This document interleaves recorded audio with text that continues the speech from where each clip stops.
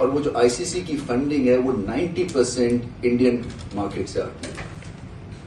सो हमें एक तरह से इंडिया के बिजनेस हाउसेस पाकिस्तान क्रिकेट को चला रहे हैं। और कल को अगर इंडियन प्राइम मिनिस्टर ये सोच ले जी कि हम पाकिस्तान को फंडिंग नहीं देंगे, तो ये क्रिकेट बोर्ड जो है ये कोलैप्स भी हो सकता है। बट हम जीरो करते हैं क्योंकि हमारी तो ड्यूटी नहीं है।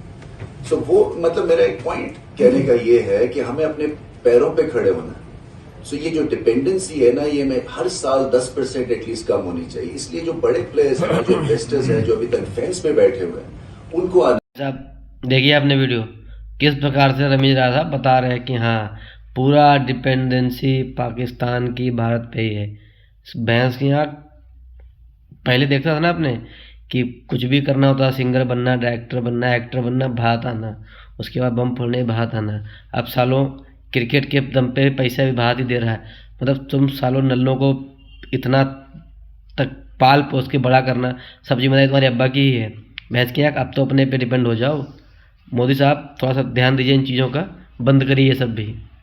वैसे अब हमें लगता है कि मोदी से एक बार फिर से हमें अपील करनी पड़ेगी रमीज राजा साहब की वीडियो देखने के बाद, क्योंकि जिस प्रकार से उन्होंने बताया ना कि पूरा पीसीबी या पाकिस्तान क्रिकेट बोर्ड भारत के दम पे चल रहा है, क्योंकि जो 90% रेवेन्यू आता है सीसी को वो भारत देती है। बिल्कुल सही बात भी, क्योंकि आज जिस प्रकार से भारत में जो प्यार है क्रिकेट के लिए वो कहीं ना कहीं बिल्कुल अद्भुत है, इनक्रेडिबल है, और किसी भी देश इससे तुलना नहीं की जा सकती। क्योंकि हमारा प्लेयर अगर कभी गलत भी करते हैं ना, कभी परफॉर्मेंस ख़राब भी होती है ना, तो वो गाली नहीं देते हैं जिस प्रकार से बबरों को मिलती हैं।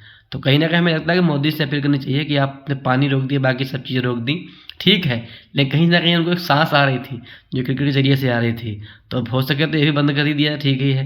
क्योंकि अब देखा जाए तो जिस प्रकार से पीसीबी क्लेम कर रही है कि हाँ अगर वो किसी दिन मोदी जी ने बंद कर दिया तो निस्तो नाबूद हो जाएगा। निस्तो नाबूद तुम हो ही चुके हो, कच्चे चोर। साले खाले को आटा नहीं, कहने को डाटा नहीं। भाई ये भी क्रिकेट की बात सुनते हो ना आप लोग। उसी प्रकार से अबे चिंदी चोरों, तुम्हारे पास बचे ही क्या है, तुम धीरे धीरे 10%, 10%, 5% की बात कर रहे हो। तुम्हारे ड्रामा चालू हो चुके हैं। तुमने सबसे पहले कहा कि हम खेलने नहीं जाएंगे, सब अब जैसे कि स्टेज बाय स्टेज देखिए जिस प्रकार से वे आगे क्या करेंगे।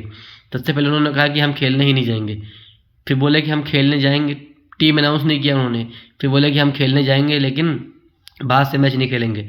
अभी भी देखिए इस पर टंटा कुछ दिन चलता है, कुछ दिन तक ड्रामा चलेगा, लेकिन सारी चीज़ें होंगी। और क्योंकि उनकी इतनी औकात नहीं है कि ये भारत के साथ मैच को बायकॉट कर सकें। हाँ ये जो हो सकता है कि जिस दिन मैच खेलेंगे तो हाथ में अपने वो आम बांध के उस पर आम पे पट्टी बांध के खेलेंगे, उसके लिए भी ऐसी उन्होंने साफ मना कर दिया पहले ही। तो कहीं ना कुछ ये हरकतें करते रहेंगे। और ये रही बात, आप देखिएगा कि 15 फरवरी को भारत पाकिस्तान का मैच होगा, क्योंकि जिसे मैंने पहले बताया कि इनकी इतनी औकात नहीं है। और साथ ही हम कहेंगे मोदी साहब से कि मोदी साहब 10% ये भी रोक दो जो चल रहा है वो भी बंद हो जाए।